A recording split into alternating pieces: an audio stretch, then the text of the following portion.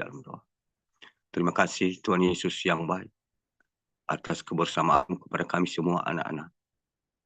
1 minggu lamanya Engkau telah memelihara kami, menuntun kami, membimbing kami dalam segala hal apa yang seharusnya dalam yang kami lakukan menjadi kemuliaan nama-Mu yang di surga. Dan kami tahu dan sadar bahwa itu semua hanya karena anugerah-Mu dan belas kasihan-Mu kepada kami semua anak-anak. Dan saat ini kami sudah ada di hadapan, mau mempersiapkan hati roh kami untuk mendengarkan kebenaran dari firman. Dan kami sadar bahwa kami ini tidak layak pantas ada di hadapan-Mu saat ini. Karena kami ini hanya manusia debu tanah yang paling hina, paling berdosa dan di antara semua pendosa. Buta tuli telanjang. Kami mohon, ampunilah segala dosa, pelanggaran, kesalahan yang kami lakukan.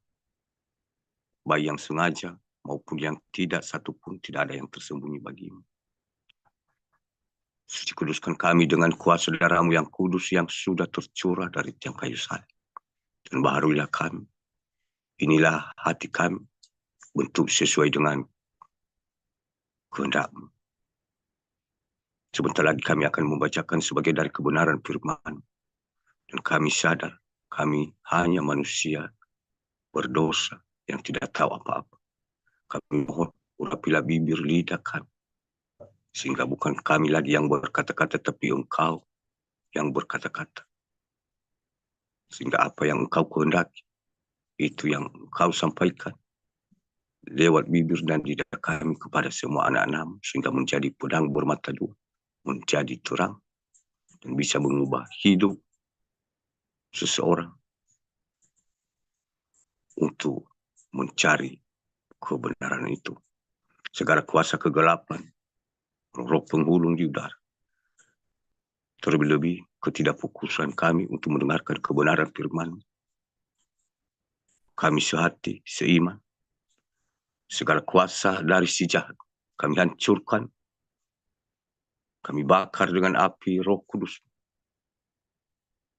Bentengin kami dengan tiang api-Mu di malam hari dan tiang awan-Mu di siang hari. Dan tutup bungkus kami semua dengan kuasa darah-Mu yang kudus dari tiang kayu salib. Ini doa kami yang tidak sempurna ini. Dan biarlah Engkau yang menyempurnakan kepada Bapa yang di surga. Segala pujian, syukur, hormat, sembah, sujud kami hanya agungkan di dalam nama Tuhan kami Yesus Kristus. Haleluya, haleluya, haleluya. Amin. Bapak, Ibu, Saudara-saudariku yang dikasihi di dalam nama Tuhan kita Yesus Kristus, yang menjadi renungan singkat kita pada hari ini, mari kita buka Alkitab kita dari 2 Korintus pasal yang kelima ayat 11 sampai 17. 2 Korintus 5 ayat yang ke-11 sampai 17. Kalau sudah kita dapatkan di dalam nama Tuhan kita Yesus Kristus, mari kita bacakan bersama-sama di dalam hati. Ayat yang ke-11. Kami tahu apa artinya takut akan Tuhan. Karena itu kami berusaha meyakinkan orang. Bagi Allah hati kami nyata dengan terang, dan aku harap hati kami nyata juga demikian bagi pertimbangan kamu. 12. Dengan ini, kami tidak berusaha memuji-muji diri kami sekali lagi kepada kamu. Tetapi kami mau memberi kesempatan kepada kamu untuk memegahkan kami supaya kamu dapat menghadapi orang-orang yang bermegah karena hal-hal lahiriah dan bukan batiniah. 13. Sebab jika kami tidak menguasai diri, hal itu adalah dalam pelayanan Allah. Dan jika kami menguasai diri, hal itu adalah untuk kepentingan kamu. 14. Sebab kasih Kristus yang menguasai kami. Karena kami telah mengerti bahwa jika satu orang sudah mati untuk semua orang, maka mereka semua sudah mati.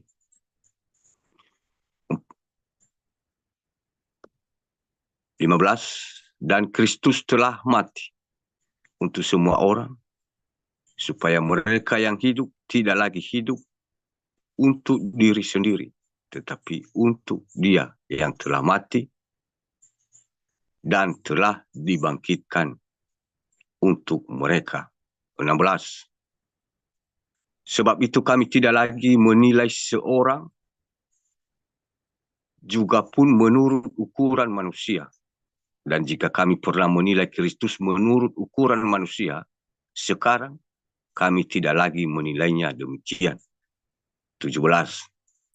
Jadi, siapa yang ada di dalam Kristus, ia adalah ciptaan baru.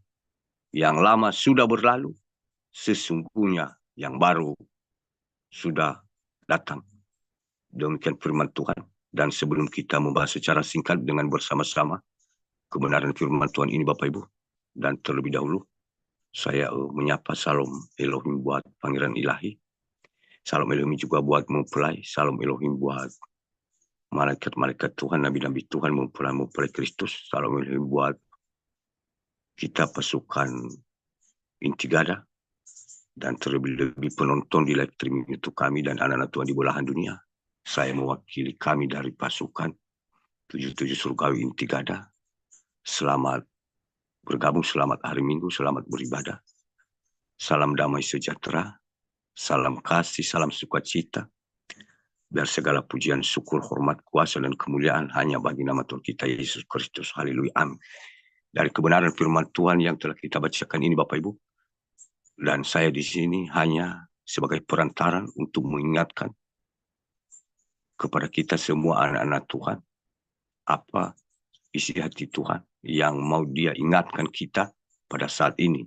Sekalipun kebenaran firman Tuhan ini sebelumnya kita sudah mengerti, pahami, menjadi darah dan daging kita yang dikatakan sebagai seorang yang percaya pengikut Tuhan Yesus yang setia, taat sampai kesudahannya. Dan ini adalah seorang dari Rasul Paulus yang diurapi oleh Tuhan. Dia menceritakan bahwa segala sesuatu yang sudah dialami sebelumnya dia mengenal Tuhan dan sesudahnya. Dan sebelum-sebelumnya dari surat-surat Paulus ini banyak yang sudah dia menceritakan bagaimana perbedaan hidup secara jasmani dan hidup secara rohani sebelum bertobat dan sesudah dia bertobat.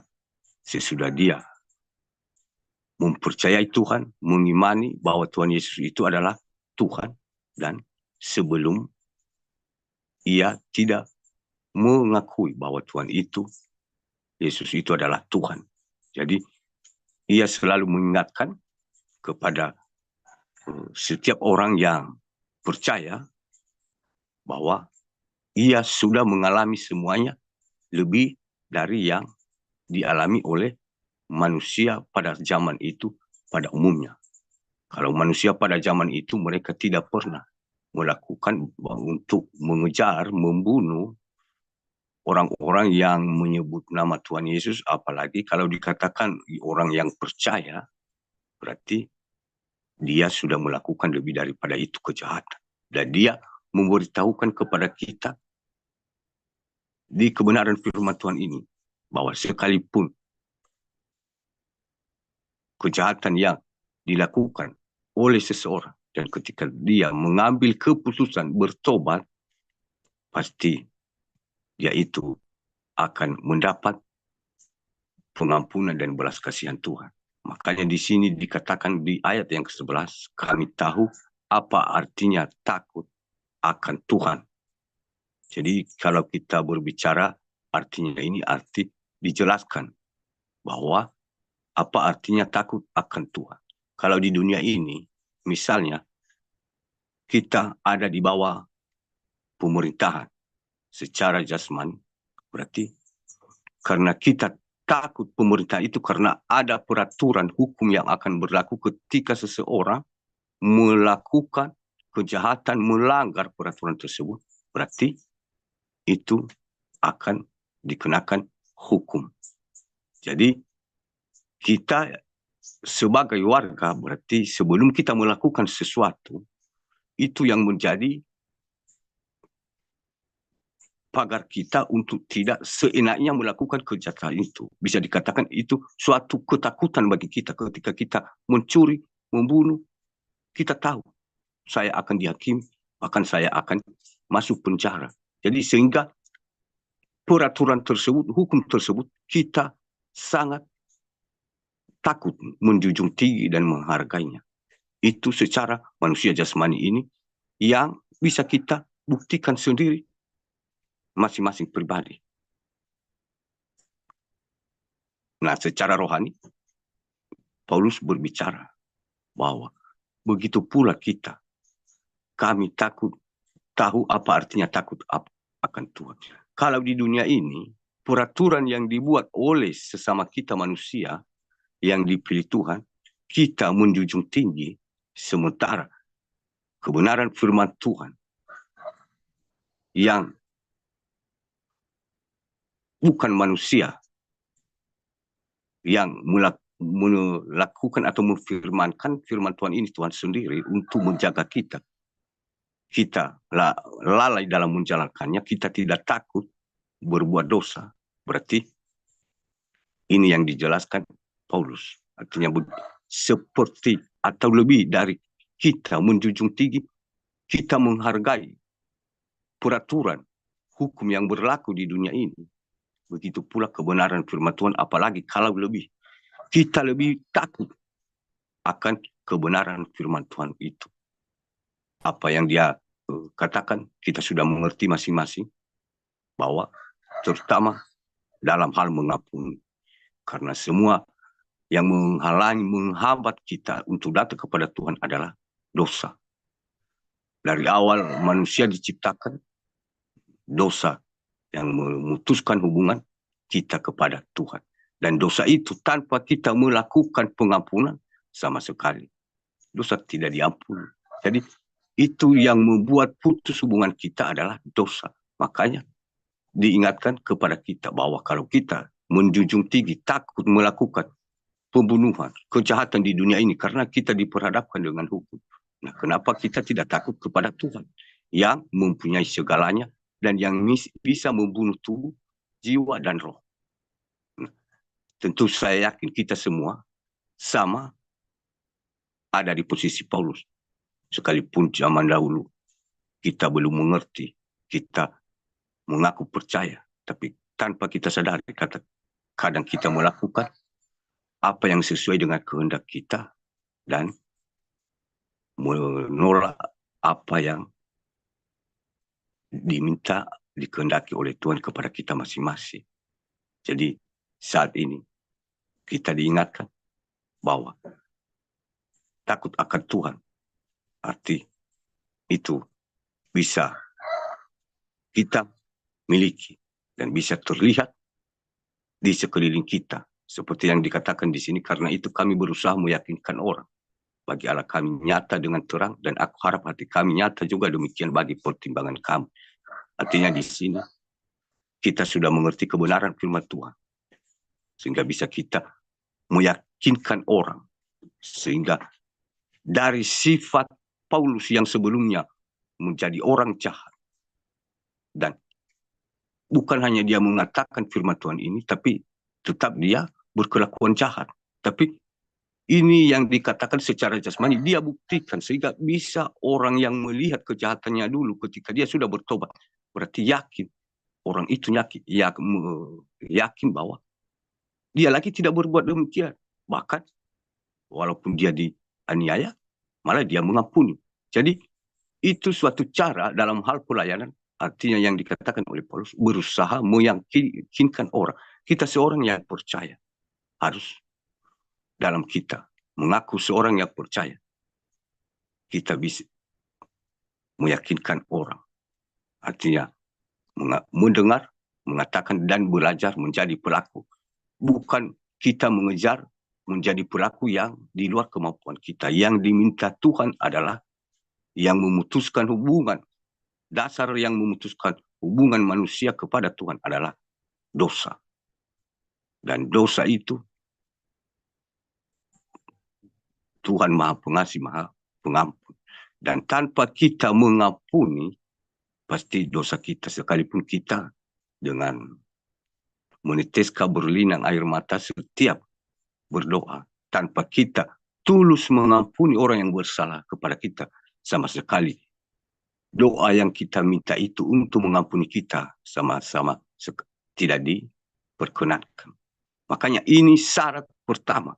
Kalau ibarat kita membangun sebuah rumah, berarti ini dikatakan pondasi awal, dasar, Bapak Ibu. Jadi saat ini kita diingatkan bahwa takut akan kebenaran firman Tuhan dan bisa meyakinkan orang sekeliling kita dari perkataan yang kita katakan dan terlihat dengan perbuatan kita. Itu yang menjadi sebuah kekuatan kepada orang yang terlihat di sekeliling kita bahwa kita sudah hidup di dalam takut akan Tuhan. Dan dikatakan di sini, dan aku harap hati kami nyata juga demikian bagi pertimbangan kamu. Dengan ini kami tidak berusaha memuji-muji diri kami. Sekali lagi kepada kamu, tetapi kamu memberi kesempatan kepada kamu untuk memegahkan kami, supaya kamu dapat menghadapi orang-orang yang bermegah karena hal-hal lahiriah dan bukan batiniah. Makanya diingatkan di sini bahwa supaya dari perkataan seorang kita yang percaya kepada Tuhan, kita mengatakan kebenaran firman Tuhan, melayani, dan dengan terlihat dengan perbuatan kita yang sudah berubah dari sebelumnya. Berarti dikatakan di sini itu yang menjadi suatu hal-hal yang batiniah. Dan kita mengerti, ketika kita mengerti, kita sudah berjalan, melayani dengan kebenaran firman Tuhan. Artinya, tidak lagi istilah seperti sebelum kita menjadi pelaku firman. Tidak berusaha, kalau dulu kita mungkin berusaha memuji-muji diri kita, saya ini hamba yang diurapi Tuhan. Dan saya ini kesana kemari, melayani dan begini begitu, dan saya lebih mengerti kebenaran firman Tuhan, dan saya naik turun surga, neraka dan sebagainya, dan saya ini lebih dari mungkin hamba Tuhan lainnya. Berarti kalau dari dulu kita memuji-muji diri kita, mungkin saya ini ya, berarti kita diingatkan di sini bahwa dengan ini kami tidak berusaha memuji-muji diri kami sekali lagi kepada kamu. Artinya seorang pelayan sesudah Paulus mengetahui bahwa baik kejahatan itu suatu pujian bagi orang sekeliling kita, dan itu juga suatu ketakutan bagi orang sekeliling kita yang imannya tidak kuat. Dihargai, itu suatu kejahatan. Jadi suatu pujian, merasa bangga secara manusia lahiriah. Nah, sedangkan karena sudah bertobat, menjadi pelaku firman, artinya dia mematikan mati manusia lahiriah itu dan muncul manusia batinia rohania. Artinya dari orang sombong menjadi orang rendah hati. Karena sebelumnya dia belum mengerti kebenaran firman Tuhan, karena dia mengejar siapa saja yang memberitakan kebenaran itu. Jadi dia belum mengerti, dan sesudah dia mengerti bahwa Tuhan Yesus itu datang bukan untuk dilayani, tapi untuk melayani. Dan dia hanya sebagai penebus dosa manusia. Dia datang bukan untuk menghakim, tapi untuk menyelamatkan. Nah, ada perbedaan ketika dia sudah bertobat dan ketika dia sudah menjadi belajar mengetahui kebenaran itu. Dia merasa bahwa perbedaan yang dialami secara jasmani, secara lahiriah, dan secara rohani, secara batinnya, ada besar terjadi perubahan dalam hidupnya. Sehingga dia mengatakan bahwa yang dipuji-puji sebelumnya itu. Dia orang jahat melakukan apa saja, dia dipuji oleh orang. Tapi saat ini, kebenaran firman Tuhan, dia sudah mengerti. Dia lagi sadar, tidak lagi mau mendapatkan pujian itu dari manusia untuk membangga-banggakan dirinya supaya dipuji-puji. Jadi dia merendahkan diri karena pujian dari manusia, karena kejahatan yang sebelumnya, artinya itu akan membawa kita ke dalam kegelapan dan kita masih hidup secara manusia lahiriah. Makanya dikatakan di sini, dan tetapi kami mau memberi kesempatan kepada kamu dapat menghadapi orang-orang yang bermegah karena hal-hal lahiriah dan bukan batiniah. Nah, kita diberi perbandingan di sini. Artinya seperti perumpamaan, seperti ada dua orang yang berbeda saling bermegah, atau bisa dikatakan saling berbeda pendapat, Bapak Ibu. Jadi dikatakan untuk memegahkan kami supaya kamu dapat menghadapi orang-orang yang bermegah karena hal-hal lahiriah dan bukan batinnya. Berarti kalau kita berbicara secara manusia jasmani di sini, artinya antara manusia yang terikat dengan dunia ini lahiriah, punya segalanya, punya harta, berarti baginya itu segala sesuatu. Jadi sedangkan lahir batinia, rohania, berarti itu semua hanya titipan Tuhan untuk sementara kepada kita, supaya kita bisa kuat untuk memuji dan memuliakan namanya. Nah, kalau sebelumnya Paulus ini mengerti bahwa dia ini hidup dalam kejahatan secara manusia lahiriah, dia bermegah. Dia bermegah bahwa dia ini menurut pikirannya sendiri ya benar untuk membunuh orang yang memberitakan kebenaran, murid-murid Tuhan Yesus. Dia membunuh, itu suatu kemuliaan bagi Tuhan menurut manusia lahiriahnya. Jadi ketika dia sudah mengenal, berarti itu bukan yang sesungguhnya, bukan kehidupan yang sesungguhnya. Jadi kita diajarkan saat ini, artinya ketika Paulus juga diperhadapkan kepada orang-orang yang tidak menerima bahwa Yesus itu Tuhan, berarti itulah yang membuat dia bahwa sadar sebelumnya dia sudah pernah melakukan seperti itu karena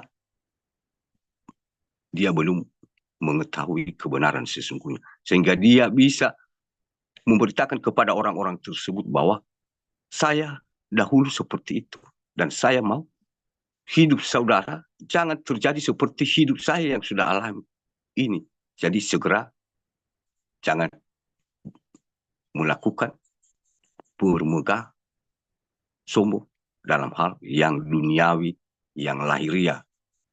Yang segi lahiriah ini mungkin bisa secara singkat aku jelaskan, termasuk kekayaan, termasuk jabatan, dan secara jasmania ini lagi termasuk kesehatan, berolahraga, senam, dan lain-lain. Tapi kalau dilihat segala sesuatu sempurna, tapi itu secara lahiriah itu yang mungkin ya secara singkat bisa kita mengerti. Nah, sedangkan yang batinnya itu yang dikehendaki Tuhan. Nah, batinnya ini adalah lebih beberapa kali lipat dari lahiriah ini yang sebenarnya yang tidak terlihat. Jadi jangan sampai gara-gara bermegah karena hal-hal yang lahiriah akan merusak hal-hal yang batiniah. Jadi diingatkan oleh Rasul Paulus kepada kita semua anak-anak Tuhan. Saya yakin ketika kita semua juga, saya sendiri, sebelum kita mengerti kebenaran firman Tuhan, segala kejahatan, dosa yang seperti yang dilakukan oleh Paulus ini, bahkan lebih dari itu, kita juga sudah melakukannya. Dan karena kita sudah mengerti dan mencari kebenaran itu, saya yakin kita juga saat ini Kita tidak bermegah lagi karena hal-hal yang lahiriah, tapi kita bermegah dalam hal-hal yang batiniah. Ketika kita diperhadapkan dengan orang-orang yang mengandalkan segala apapun untuk menekan kita, pasti karena kita sudah hidup dalam rohania, pasti kita itu tidak lagi memuji-muji kita bahwa kita sebagai pelayan, tapi kita merendahkan hati, sehingga dari kerendahan hati kita tersebut, sekalipun kita ditindas dianiaya, orang itu bisa, kuasa Roh Kudus akan bekerja dan bertanya sendiri, kenapa dia berubah seperti itu. Sehingga itu juga suatu cara Tuhan dalam hal melayani. Dengan seseorang menghakimi kita ketika kita tidak membalas, berarti itu suatu cara Tuhan. Mungkin 1 hari 2 hari sebelumnya, sesudahnya nanti dia sadar, oh kenapa orang ini kemarin seperti ini. Kuasa apa yang bisa membuat dia bisa tidak membalas perkataan saya ini. Sementara saya sendiri hanya yang mengatakannya. Sakit hati aku mendengar perkataan saya sendiri, dan aku sendiri yang sakit hati hanya mendengarnya. Apalagi kalau dilemparkan kepada saya seperti itu, tapi orang ini tidak. Jadi itulah hal-hal yang batinia, karena sudah hidup dalam kebenaran dan kerendahan hati. Diteruskan di ayat ke-13. Sebab jika kami tidak menguasai diri, hal itu adalah dalam pelayanan Allah. Dan jika kami menguasai diri, hal itu adalah untuk kepentingan kamu. Di sini diingatkan kepada kita bahwa suatu kerendahan hati ini yang menjadi keinginan atau yang dikehendaki oleh Tuhan. Kerendahan hati menguasai diri. Kita tahu bahwa bagaimana kalau kita menguasai diri, dikatakan di suatu, saya kasih contoh secara manusia jasmani ini ya, mungkin ya di negara kita Indonesia ini, artinya penguasa, artinya mungkin presiden, berarti segala sesuatu di bawah kendalinya. Nah, begitu pula diri kita ini adalah kita menguasainya di bawah kebenaran firman Tuhan, kerendahan hati, dan hidup secara batinnya. Kita menguasai diri, sehingga dari kita bisa menguasai diri kita. Artinya, orang lain bisa dipakai, bisa diubah dari sikap kita yang sudah berubah atau menguasai diri itu. Orang lain bisa dipakai oleh Roh Kudus untuk mengubah hidup seseorang itu ketika dia melihat kita sudah berubah dari yang sebelumnya. Makanya di sini hal itu adalah untuk kepentingan kamu. Jadi bisa menjadi suatu perubahan orang-orang di sekeliling kita ketika kita bisa menguasai diri. Artinya lebih penting kerendahan diri itu atau penguasaan diri itu kepada orang di sekeliling kita. Dari sikap kita yang berubah dari sebelumnya, marah-marah sebelumnya, sedikit-sedikit, sebentar-sebentar marah, dan mungkin banyak yang terjadi. Berarti kalau kita sudah berubah, orang itu akan pasti bertanya, kenapa orang itu lagi berubah? Sementara baik, buruk, apa yang kemarin-kemarin diperkatakan kepadanya, dia harus sabut dengan marah-marah. Tapi sekarang dia dimarahi, dicaci maki, dia tidak marah. Artinya itu menjadi lebih penting bagi kehidupan orang lain. Sehingga hidup orang lain itu bisa berubah dari sikap kita yang sudah bisa kita menguasai diri. Di bawah kebenaran firman Tuhan. Bukan dalam arti kita menguasai diri kita ini. Kita rawat bagaimana supaya kulit ini mungkin tidak lecet, bagaimana muka supaya mulus. Itu ya memang kita menguasai secara jasmania itu. Itu menguasai diri secara jasmania supaya terlihat masih muda-mudi, terlihat masih ganteng, cantik, walaupun sudah berumur. Itu penguasaan secara lahiriah. Tapi yang dikatakan di sini penguasaan secara lahiriah artinya karena sudah ada di dalam diri kita kebenaran firman Tuhan ini. Artinya kita bisa menguasai sikap kita yang membuat orang sekeliling kita menjadi berubah dari yang kita lakukan. Diteruskan sebab kasih Kristus yang menguasai kami.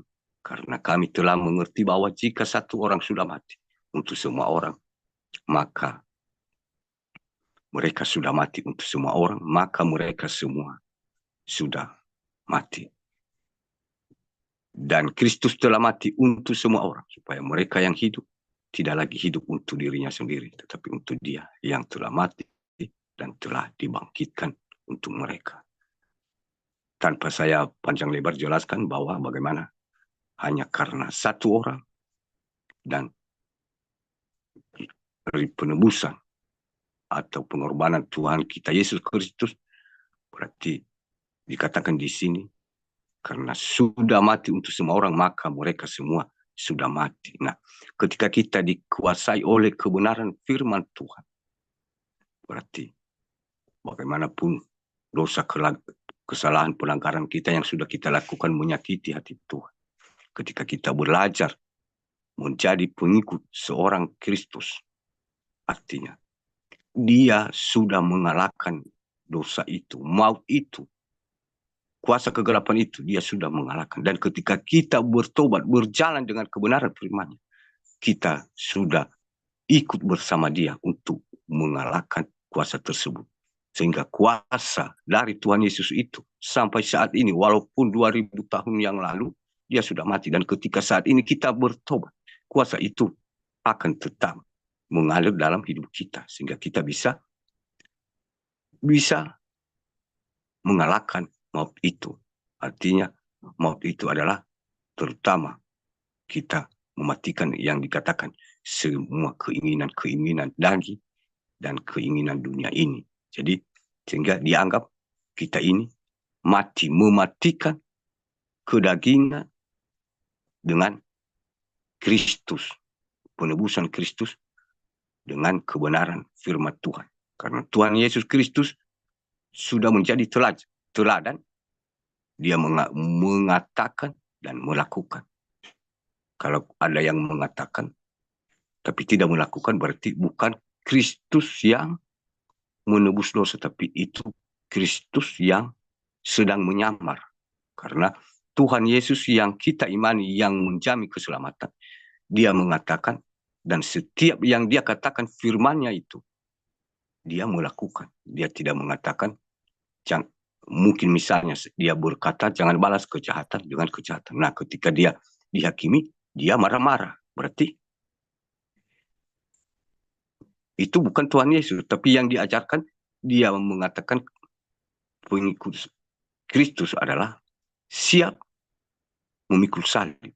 Dan terlebih dahulu Dia sudah memikul salib. Bukan hanya mengatakan, nah ketika saya mengaku, saya percaya kepada Kristus dan pengikut setia Kristus, ketika dihina saja saya sudah marah-marah, apalagi kalau memang kan ya terjadi seperti yang dilakukan kepada Tuhan Yesus, ya saya mungkin tidak tahu apa yang terjadi, berarti saya ini sedang menyebut nama Tuhan Yesus lewat mulut saya, padahal dalam hati saya iblis yang menguasai diri saya.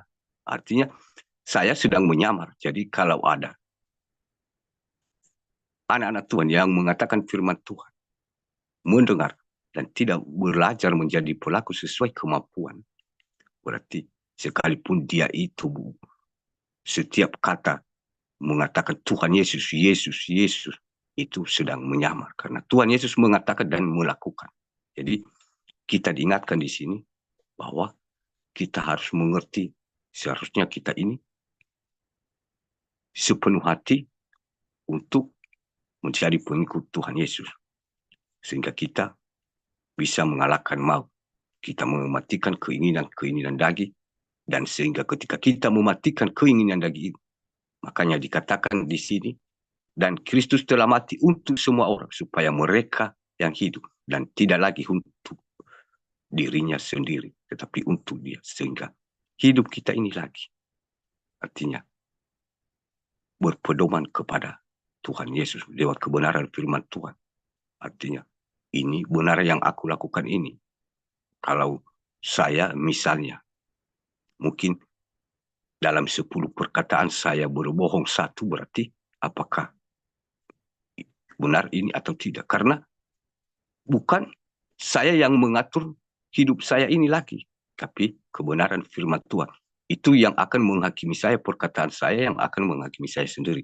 Makanya dikatakan, seperti kita ini bukan hidup lagi untuk diri kita sendiri. Karena kita sebelumnya hidup dengan diri kita sendiri, dengan berbagai keinginan dari kejahatan, keinginan dunia ini. Kita hidup, menurut kita, ya kita yang menjalani hidup ini, dan kita yang bertanggung jawab semua. Seperti hidup kita ini, tubuh jasmani kita ini, itulah yang menjadi Tuhan, karena kita belum mengerti. Nah, ketika kita sudah mengerti, artinya hidup kita ini lagi bukan kita yang mengatur sendiri, tapi hanya sebagai alat lewat kebenaran firman Tuhan. Apa yang dikatakan dipakai kita mungkin lewat penglihatan, lewat mimpi. Dia perlihatkan kepada kita, berarti kita ini lagi. Dia yang mengatur, katakan ini, lakukan ini, layani ini. Jadi artinya kita sudah hidup bersama dia. Tidak hidup lagi untuk dirinya sendiri, tetapi untuk dia yang telah mati dan telah bangkit untuk mereka. Ya, di sini dikatakan semua orang mereka.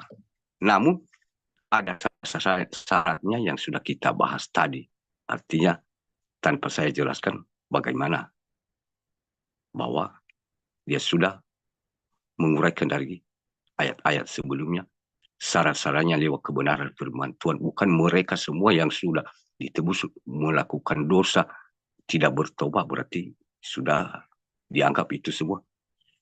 Tuhan Yesus sudah menebus dan kita hidup semua. Sekalipun kita semakin jahat dan semakin melakukan dosa. Jadi ini firman Tuhan berkata, ini hidup tertunjuk kepada mereka semua orang. Jadi bukan itu yang dimaksudnya. Ada syarat-syarat yang dikatakan siapa yang hidup itu sampai selamanya mendapat keselamatan, yang sudah lahir dengan batinia, bukan dengan lahiria, dan yang sudah mati dengan Kristus, mematikan apa yang tidak sesuai dengan kehendak Tuhan, keinginan keterikatan dunia ini. Jadi bukan semua orang, walaupun dia masih terikat dengan dunia, enak-enak melakukan dosa, dia berpikir, nah kita sudah bangkit semua. Karena Tuhan Yesus ini lagi terjadi penyamaran, artinya bukan Yesus yang kita teladani, yang sudah menebus dosa kita. Makanya dikatakan di ayat yang ke-17, 16, sebab itu kami tidak lagi menilai orang juga pun menurut ukuran manusia. Dan jika kami pernah menilai Kristus menurut ukuran manusia, sekarang kami tidak lagi menilainya demikian. Nah, begitu pula Bapak Ibu, diingatkan lagi Paulus, waktu dia belum bertobat lagi. Sebab dia menilai secara menurut ukuran manusianya. Karena dia punya jabatan secara duniawi, bahwa tidak mungkin bahwa Tuhan Yesus itu adalah Allah, dan Tuhan Yesus itu sudah mati dan hidup kembali dan naik ke surga. Dia sama sekali tidak percaya, karena menurut ukuran atau pemahaman secara manusia, akal logika secara manusia yang ada di dunia ini. Karena walaupun dia cari mungkin ya di sekolah, itu tidak diajarkan, tidak ada di sekolah bahwa ini. Apalagi kalau belum tercatat. Itu terdapat hanya di dalam Alkitab. Itu pun dalam Alkitab Perjanjian Lama pada zaman itu belum tertulis siapa yang disebut dengan Mesias itu. Apakah sudah tertulis bahwa nanti anak dia keturunan Yusuf? Belum tertulis kan? Nah, kalau saat dulu terjadi persoalan saling berdebat seperti hal itu, saat ini juga terjadi. Mana tertulis, dan begini begitu. Nah, di Perjanjian Lama makanya tidak dituliskan bahwa hanya dikatakan dari keturunan Daud, bertunaskan dari keturunan Daud, belum dikatakan dan dari keturunan Daud anak Yusuf atau Maria, belum. Karena itu suatu rahasia, siapa yang hidup secara batinnya pasti Roh akan memberitahu segala sesuatu bahwa ini yang dimaksud oleh Mesia itu. Nah, makanya pada zaman dahulu kala itu juga ahli-ahli Taurat, pemuka-pemuka agama, mereka berdebat. Ini belum tertulis di dalam Alkitab, belum tertulis. Nah, itulah yang dikatakan kan masih tersembunyi atau rahasia pengujian iman. Ibaratnya yang masih dimeteraikan. Makanya kalau terjadi saat ini juga, banyak yang tidak percaya dikutip semua ayat-ayat firman. Begini begitu dan belum tertulis. Nah, kita tidak heran kalau itu terjadi karena zaman dahulu kala ada yang lebih pintar dari hamba Tuhan yang saat ini, Bapak Ibu. Mereka lebih pintar. Bisa menilai rupa langit dan bumi. Dan saat ini kita mungkin tidak bisa menilai secara pengalaman jasmaninya seperti itu. Tapi zaman dahulu kala itu, pemuka-pemuka agama itu lebih pintar-pintar. Tapi mereka tidak mengerti. Mereka mengatakan, oh ini tidak benar. Belum tertulis bahwa nanti dari keturunan Daud dan Yusuf, Maria, suami istri secara manusia jasmani, dan sebelum mereka menikah, berarti di situ nanti akan melahirkan Mesias itu. Kalau sudah ditulis, ya kami percaya. Nah, itulah rahasia.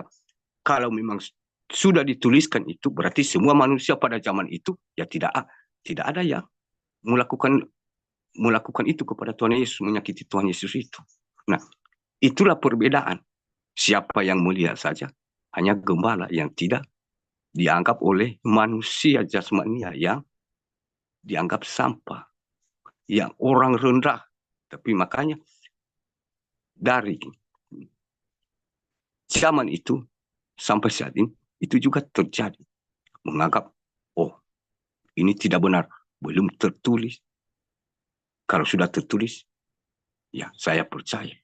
Jadi sebenarnya kalau secara rohani, batinnya pasti kita mengetahui ada cara Tuhan memberitahu. Seperti kepada gembala. Gembala pun mereka tidak tahu apa-apa.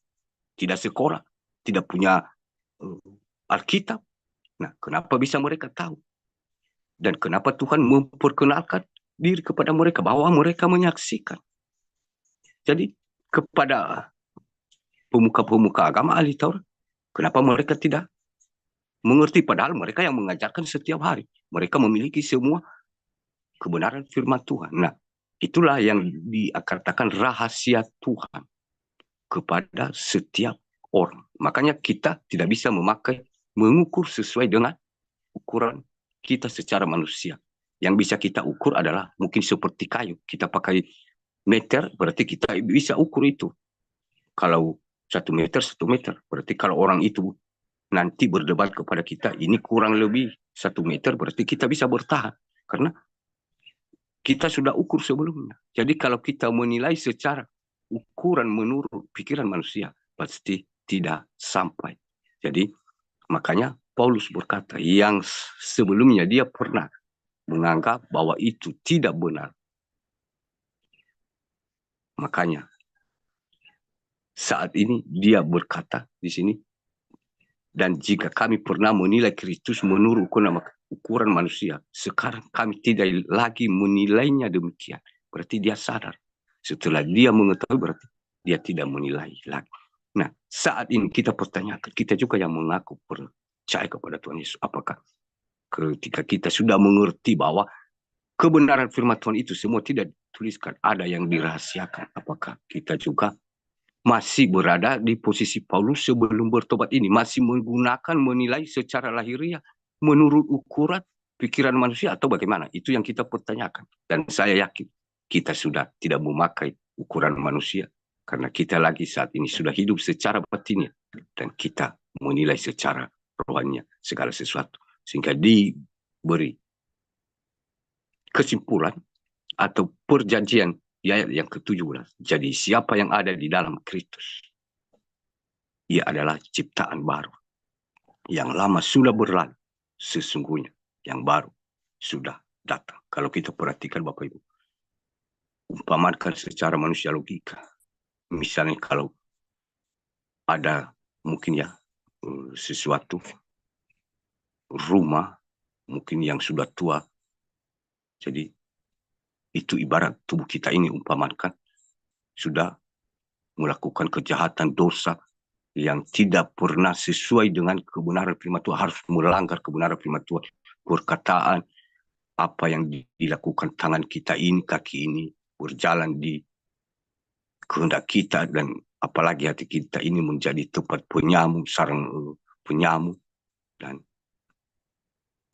ketika kita mengerti, berarti kita bertobat, kita menjadi ciptaan baru. Ibarat rumah yang tadi yang mungkin sudah tua, sudah rusak, tinggal ambruk. Berarti ketika misalnya di dunia ini seseorang ada yang membaharuinya, membangunnya dengan yang baru, betapa bahagianya kita seorang pemilik rumah yang sudah tua itu, Bapak Ibu. Pasti kita bersuka cita. Nah, begitu pula roh kita ini di hadapan Tuhan. Sekalipun tadi sebelumnya sudah putus asa, sudah mau tumbang, sudah mau putus harapan. Karena yang kita lakukan, kita sadar, ini semua yang dulu saya lakukan ini, satu pun tidak ada yang sesuai dengan kehendak Tuhan. Semua kehendak saya sendiri. Kita putus asa, ibarat tinggal runtuh, putus asa. Jadi di sini dikatakan, jadi siapa yang ada di dalam Kristus, ketika kita percaya kepada Tuhan Yesus Kristus, lahir dengan secara batiniah, artinya ia adalah ciptaan baru. Yang lama sudah berlalu. Berarti yang lama sudah berlalu. Sesungguhnya yang baru sudah datang. Artinya kita jangan berkata saya manusia berdosa. Ketika kita mengatakan saya bertobat, belajar menjadi pelaku firman, Tuhan sudah berjanji segala kesalahan, pelanggaran seberat apapun yang sudah kita lakukan sebelumnya, itu dianggap sudah berlalu. Dan dia bentuk hidup kita ini menjadi ciptaan yang baru, baginya siap dibentuk. Tapi ketika kita hanya mengatakan saya bertobat tapi tidak melakukan, berarti kita belum masih ciptaan baru. Jangan sampai kita salah paham berkata, dan pasti karena saya sudah mengatakan bertobat, walaupun saya tidak belajar menjadi pelaku, berarti ya saya sudah ciptaan baru. Saya yakin Tuhan, ini saya sudah menjadi ciptaanmu yang baru. Jadi itu lagi sedang menyamar, Bapak Ibu. Jadi kita diingatkan di sini bahwa begitu pula saat ini, Bapak Ibu. Dari dulu kita menjadi seorang yang percaya, padahal tanpa kita sadari banyak yang kita lakukan yang membuat hati Tuhan tersakiti.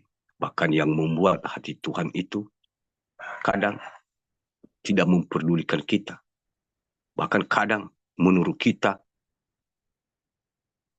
karena tidak sesuai dengan keinginan kita secara manusia jasmani ini, kita tidak menyenangkan, kita akan menyalahkan atau membenci dengan sikap kita, perkataan kita, apalagi hati kita, selalu membanding-bandingkan bagaimana rencana Tuhan dengan hati kita, pikiran kita.